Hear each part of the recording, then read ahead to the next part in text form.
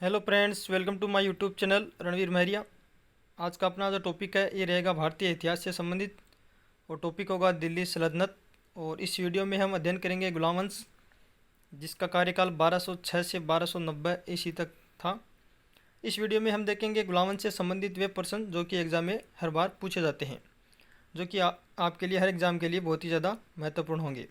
चाहे वो एसएससी का एग्ज़ाम हो, एनटीपीसी का हो, आरआरबी का हो, रेलवे का हो, दिल्ली पुलिस का हो या फिर कोई अदर एग्ज़ाम हो, सभी एग्ज़ाम के लिए बहुत ही ज़्यादा इम्पोर्टेंट टॉपिक रहेगा। तो आइए देखते हैं। देखिएगा अपना पहला क्वेश्चन, दिल्ली सल्तनत का वास्तविक संस्थापक किसे माना जाता है? तो अपने पास चार ऑप्शन होंगे, कुतुबुद्दीन ऐबक, इल्तुतमिश को, रजिया को या बलबन को। तो इसका जो सही आंसर होगा ये हो जाएगा इल्तुतमिश को। तो आइए इसकी व्याख्या देखते हैं। इल्तुतमिश एक इल्बरी तुर्क था जिसने इल्बरी राजवंश की स्थापना की थी, जो गुलाम वंश कुतुबुद्दीन ऐबक का गुलाम था। यह कुतुबुद्दीन ऐबक का दामाद भी था। इसने सल्तनत की राजधानी लाहौर से स्थानांतरित कर दिल्ली में स्थापित कर दी। इसे दिल्ली सल्तनत का वास्तविक संस्थापक भी कहा जाता है। आगे देखिएगा, अगला क्वेश्चन है अपना, निम्न में से गुलाम वंश के किस शासक को लाख बख्श कहा गया? तो अपने पास चार ऑप्शन होंगे, इल्तुतमिश, कुतुबुद्दीन ऐबक, बलबन या केकुबाद। तो इसका जो सही आंसर होगा अपना ये हो जाएगा कुतुबुद्दीन ऐबक।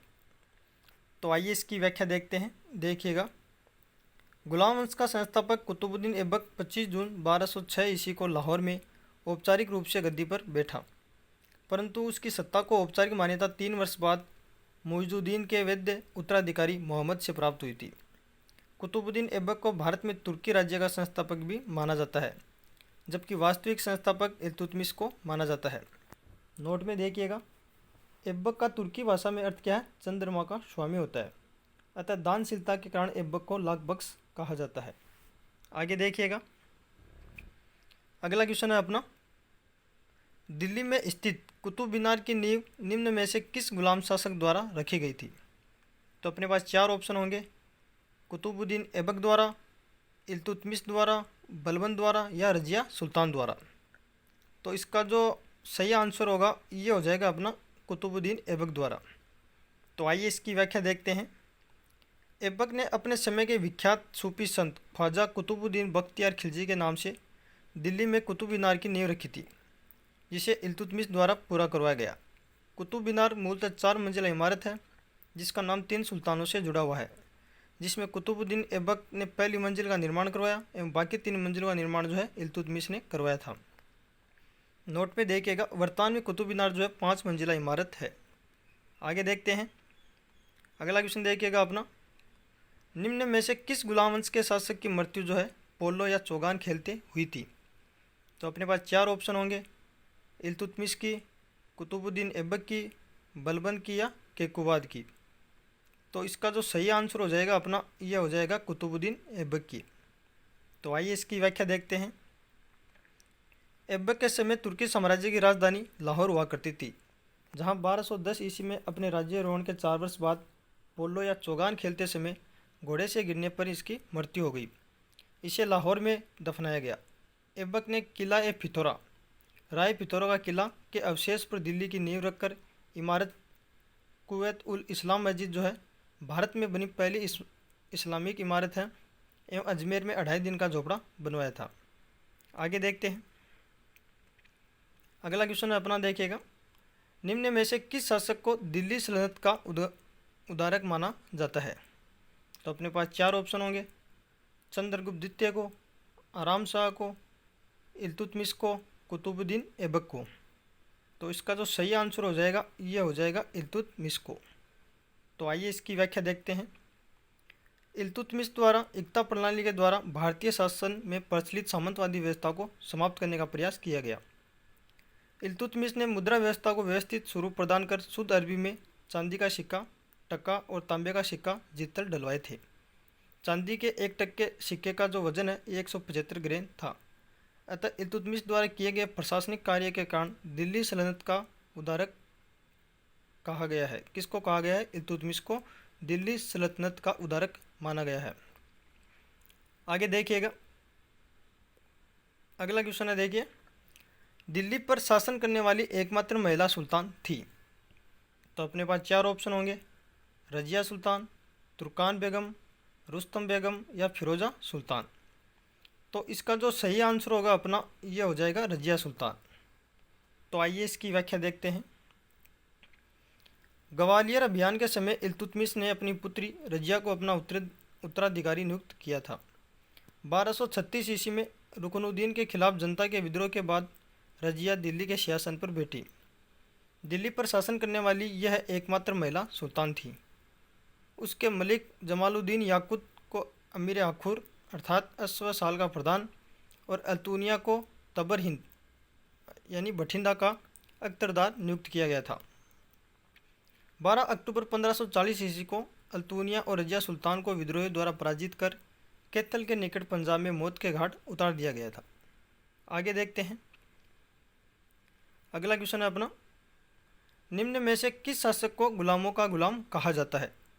तो अपने पास चार ऑप्शन होंगे, बलबन को, केकुबाद को, बहराम शाह को, जमालुद्दीन याकुत को। तो इसका जो सही आंसर होगा ये हो जाएगा बलबन को। तो आइए इसकी व्याख्या देखते हैं। बलबन को जो है गुलामों का गुलाम कहा जाता है क्योंकि इसे इल्तुतमिश ने खरीदा था। ये इल्तुतमिश का गुलाम था। बलबन भी इल्तुतमिश के समान इलबारी जनजाति का तुर्क था। उसका मूल नाम बहाउद्दीन था। बलबन 40 दल का सबसे शक्तिशाली अमीर था। आगे देखते हैं। अगला क्वेश्चन देखिएगा अपना, निम्न में से किस गुलाम शासक ने लोहे व रक्त की नीति का अनुसरण किया था। तो अपने पास चार ऑप्शन होंगे, अमीर आखुर ने, बलबन ने, अलाउद्दीन मसूद शाह ने, कुतुबुद्दीन ऐबक ने। तो इसका जो सही आंसर हो जाएगा ये हो जाएगा बलबन ने। तो आइए इसकी व्याख्या देखते हैं। बलबन व अलाउद्दीन खिलजी दो ही शासक थे जिन्होंने दैवीय सिद्धांत में विश्वास किया। तो बलबन ने जिस नीति का अनुसरण किया उसे लोहे व रक्त की नीति कहते हैं। बलबन का राजत्व का सिद्धांत, जब कोई राजा स्वयं को भगवान का प्रतिनिधि मान ले, प्रतिष्ठा व न्याय पर आधारित था, जिसे हम दैवीय सिद्धांत भी कहते हैं। बलबन ने सुल्तान को पृथ्वी पर ईश्वर की छाया, जिले अल्लाह व प्रतिनिधि नियाबत एक खुदाई के रूप में प्रस्तुत कर प्राचीन भारतीय शासकों की भांति राजत्व के दैवीय सिद्धांत का प्रतिपादन किया है। आगे देखते हैं। अगला क्वेश्चन देखिए अपना, निम्न में से किसे तूतीय हिंद के नाम से जाना जाता है। तो अपने पास चार ऑप्शन होंगे, अमीर खुसरो को, बलबन को, अमीर आखुर को, नासिरुद्दीन मोहम्मद को। तो इसका जो सही आंसर होगा अपना ये हो जाएगा अमीर खुसरो को। अमीर खुसरो को जो है तूतीय हिंद के नाम से जाना जाता है। तो आइए इसकी व्याख्या देखते हैं। अमीर खुसरो को तूतीय हिंद के नाम से जाना जाता है। इसने एक नई शैली हिंदुस्तान शैली की शुरुआत की। अमीर खुसरो ने कव्वाली, तबला व सितार का आविष्कार किया है। अमीर खुसरो बलबन से लेकर गयासुद्दीन तुगलक तक 8 सुल्तानों के समकालीन था। नोट में देखिएगा। भारत का तोता अमीर खुसरो का जन्म जो है पटियाला में हुआ था। आगे देखते हैं। अगला क्वेश्चन देखिएगा अपना, निम्न में से किसने तुर्कान ए चहलगामी या 40 दल का गठन किया था। तो अपने पास चार ऑप्शन होंगे, ऐबक ने, इल्तुतमिश ने, बलबन ने और रजिया ने। तो इसका जो सही आंसर होगा ये हो जाएगा इल्तुतमिश ने। तो आइए इसकी व्याख्या देखते हैं। इल्तुतमिश के समय अवध में पृथु का विद्रोह हुआ। इन्हें आंतरिक विद्रोह से निपटने के लिए इल्तुतमिश ने अपने 40 वफादार गुलामों या अमीरों की एक टुकड़ी तैयार की, जिसे तुर्कान ए चहलगामी या चालीसा कहा जाता है। इल्तुतमिश ने 1231 ईस्वी में बंगाल के विद्रोह का दमन कर वहां पर अधिकार कर लिया था। आगे देखते हैं। अगला क्वेश्चन देखिए अपना, निम्नलिखित में से किसने चहलगामी चालीसा दल का जो है पूर्णतः सफाया कर दिया था। तो अपने पास चार ऑप्शन होंगे, ऐबक ने, बलबन ने, इल्तुतमिश ने, नासिरुद्दीन मोहम्मद ने। तो इसका जो सही उत्तर हो जाएगा ये हो जाएगा बलबन ने। तो आइए इसकी व्याख्या देखते हैं। बलबन ने चालीसा का दमन कर शासन की समस्त शक्तियाँ केंद्रित कर ली। दीवान अर्ज व गुप्तचर विभाग का नए सिरे से गठन किया तथा स्वयं का अफरासियाब वंश से जोड़ा और दरबार में फारसी परंपराओं, सिजदा जैसे घुटने पर सिर झुकाना, पेबोस सुल्तान के पैर चूमना, नवरोजा ईरानी त्यौहार को शुरू किया। उसने नया विभाग दीवान-ए-अर्ज बनाया जो सैनिकों की भर्ती, प्रशिक्षण जैसे कार्यों के साथ राज्य के दुर्गों का भी प्रबंध करता था। आगे देखते हैं। अगला क्वेश्चन देखिए अपना, कुतुब मीनार की चौथी व पांचवी मंजिल का निर्माण किसने करवाया था? तो अपने पास चार ऑप्शन होंगे, ऐबक ने, बलबन ने, फिरोज शाह तुगलक ने, इल्तुतमिश ने। तो इसका जो सही आंसर हो जाएगा ये हो जाएगा फिरोज शाह तुगलक ने। तो आइए इसकी व्याख्या देखते हैं। कुतुब मीनार का निर्माण जो है कुतुबुद्दीन ऐबक ने प्रारंभ करा। इसका निर्माण जो है इल्तुतमिश के समय पूरा हुआ। फिरोज शाह तुगलक के समय में इसकी चौथी मंजिल का नुकसान हुआ, इसीलिए फिरोज शाह तुगलक के द्वारा इस मीनार की चौथी और पांचवी मंजिल का निर्माण करवाया गया था। आगे देखते हैं। अगला क्वेश्चन देखिए अपना, दिल्ली का वह सुल्तान जिसने पहली बार नियमित सिक्के जारी किए थे वह कौन था? तो अपने पास चार ऑप्शन होंगे, कुतुबुद्दीन ऐबक, इल्तुतमिश, बलबन या अलाउद्दीन खिलजी। तो इसका जो सही आंसर हो जाएगा इसका ये हो जाएगा इल्तुतमिश। तो आइए इसकी व्याख्या देखते हैं। इल्तुतमिश द्वारा पहली बार नियमित सिक्के जारी किए गए थे। इल्तुतमिश ने मुद्रा व्यवस्था को व्यवस्थित स्वरूप प्रदान कर शुद्ध अरबी में चांदी का सिक्का टक्का और तांबे का सिक्का जीतल डलवाए थे। चांदी के 1 टक्के सिक्के का जो वजन होता था वो 175 ग्रेन था। अतः इल्तुतमिश द्वारा किए गए प्रशासनिक कार्य के कारण दिल्ली सल्तनत का उद्धारक माना गया है। किसको? इल्तुतमिश को। आगे देखते हैं। अगला क्वेश्चन देखिए अपना, मध्य भारत में भारत की पहली महिला शासक कौन थी? तो अपने पास चार ऑप्शन होंगे, रजिया, चांद बीबी, रानी दुर्गावती या नूरजहां। तो इसका जो सही आंसर हो जाएगा ये हो जाएगा रजिया। तो आइए इसकी व्याख्या देखते हैं। मध्यकालीन भारत की पहली महिला शासक रजिया सुल्तान थी, जिसका शासन 1236 से 1240 तक रहा। 1236 ईस्वी में रुकनुद्दीन के खिलाफ जनता के विद्रोह के बाद रजिया दिल्ली के सिंहासन पर बैठी। दिल्ली पर शासन करने वाली यह एकमात्र महिला सुल्तान थी, जो 12 अक्टूबर 1240 ईस्वी को रजिया सुल्तान की मृत्यु हो गई थी। आगे देखते हैं। अगला क्वेश्चन देखिए अपना, निम्नलिखित में से किस सुल्तान के समय भारत पर मंगोल शासक चंगेज खां के आक्रमण का खतरा आ गया था?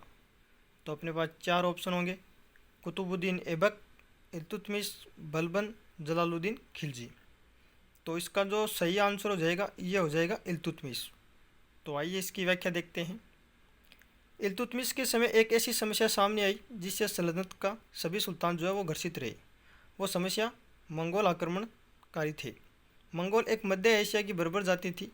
मंगोल आक्रमण की शुरुआत जो है 1221 ईस्वी में चंगेज खां के आक्रमण से शुरू हुई थी। चंगेज खां का जन्म जो है 1163 ईस्वी में हुआ था। इसे महान और श्रापित दोनों पर मतलब जो है चंगेज खां है इसको महान और श्रापित दोनों प्रकार से पुकारा गया था। इसके पिता का नाम था यसुगाई बहादुर था। चंगेज खां के बचपन का नाम तमुचिन था।